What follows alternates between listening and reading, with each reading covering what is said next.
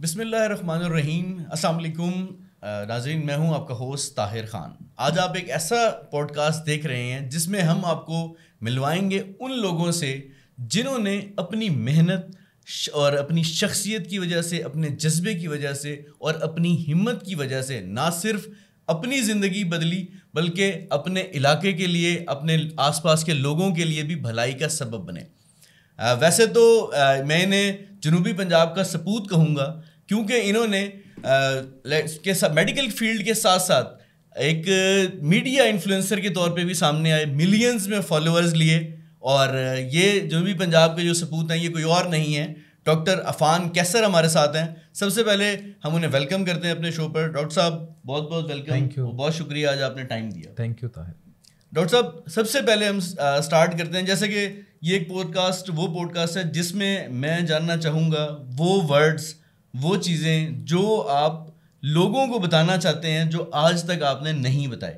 اس میں سب سے پہلے یہ چلتے ہیں, جب آپ میڈیا انفلوئنسر کے ساتھ ساتھ اتنی لمبی اسٹرگل, جو خاص طور پہ میں نے 2011 سے آپ کو دیکھا جب آپ نے غالباً آئلٹس پاس کیا اور آپ جنوبی پنجاب کے اندر ایک بڑا نام بن گئے صرف آئلٹس ٹاپ کرنے میں. اس وقت بھی میرے خیال ہے آپ نے ریکارڈ قائم کیا تھا. وہ ہاں اس ٹائم میرے بینڈز بہت اچھے تھے, ہاں بہت اچھے بینڈز تھے. تو ڈاکٹر صاحب یہ بتائیے گا, یہ سفر میڈیکل کا آج کی ڈیٹ تک 2025 تک کس طرح جرنی رہا؟ والد والدہ بھی آپ کے ڈاکٹر تھے, انہی سے انسپائر ہو کے ڈاکٹر بنے؟ نہیں, انسپریشن تو ایز سچ میں دھکے سے آیا میڈیکل فیلڈ میں بہت زیادہ, کیونکہ میری اماں کا بہت فورس تھا کہ میں ڈاکٹر بنوں. میں سچی بات ہے کہ میں انجینئرنگ کی طرف میرا تھوڑا رجحان تھا, لیکن پھر میڈیکل میں چیزیں سمجھ زیادہ آنے لگ گئیں, اسپیشلی جب ایف ایس سی کی. تو جب اس طرح کی چیزیں اسٹریم لائن ہونے لگیں اور پھر پیرنٹس دونوں پروفیسر تھے, تو انہوں نے تھوڑا سا, اماں اسپیشلی بہت زیادہ تھیں اس بات پہ کہ کرنی ہے تو میڈیکل ہی کرنی ہے, نہیں تو نہیں کچھ کرنا.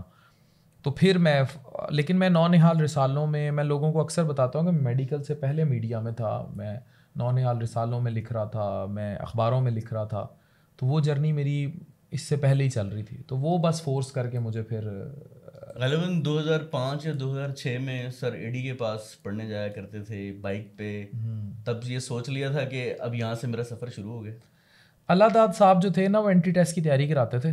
تو اینٹری ٹیسٹ جو تھا وہ پہلی دفعہ تو نہیں کلیئر ہوا تھا, دوسری دفعہ کلیئر ہوا تھا اینٹری ٹیسٹ. تو اس کے بعد قائد اعظم پہلی دفعہ کلیئر ہو گیا تھا, لیکن جو میرٹ لسٹ تھی نا, اس میں جیسے پرائیویٹس کا الگ ہوتا تھا اور اس ٹائم اینٹری ٹیسٹ کٹھا نہیں تھا, پرائیویٹ کا الگ ہوتا تھا اور سرکاری الگ ہوتا تھا. تو سرکاری میں میرا میرٹ بنا تھا 2300 کچھ, تو 2300 پہ نہیں 1900 پہ سیٹیں کلوز ہو گئی تھیں جو سرکاری تھی. تو جو پرائیویٹ تھا ادھر میرے ایڈمیشن ساروں میں ہی ہو گئے تھے. تو جو نیا میڈیکل کالج کھلا تھا CMH لاہور میں, تو میں اس میں ایڈمیشن لینے لگا تھا. تو پھر میرا دوسری دفعہ جب میرٹ بنا تو میرا آیا 1300 کچھ میں نمبر یاد ہے. تو وہ پھر میرا قائد اعظم میڈیکل کالج بہاولپور میں اوپن میرٹ پہ ایڈمیشن ہو گیا تھا. ڈاکٹر صاحب لوگوں کا خواب ہوتا ہے کہ اپنے علاقے میں اپنی کسی بڑے انسٹیٹیوٹ کا حصہ بننا, جیسے نشتر کا حصہ بننا, آپ بنے بھی, چھوڑ بھی دیا؟ نہیں, سرکاری نوکری تو کبھی کرنی نہیں تھی نا. بڑا انسٹیٹیوٹ جو ہے وہ ہوتا ہے جہاں آپ کمفرٹیبل فیل کریں. نشتر بہت اچھا کام کر رہا ہے, اس نے زندگی میرے اماں ابا وہاں سے پڑھے. تو نشتر جو ہے it's like a mother institute to my parents and indirectly میرا بھی.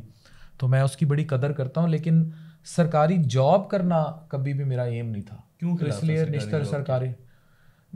سرکاری جاب نہیں کر سکتے نا. کچھ لوگوں کی نئی نیچر ہوتی کہ وہ بہت زیادہ آنسریبل ہوں یا وہ بند جائیں یا سرکار کے اس طرح نوکر بنے, اور بیوروکریسی جو ہے وہ شروع سے مجھے ہانٹ کرتی آئی ہے, تو میں نہیں لائک کرتا.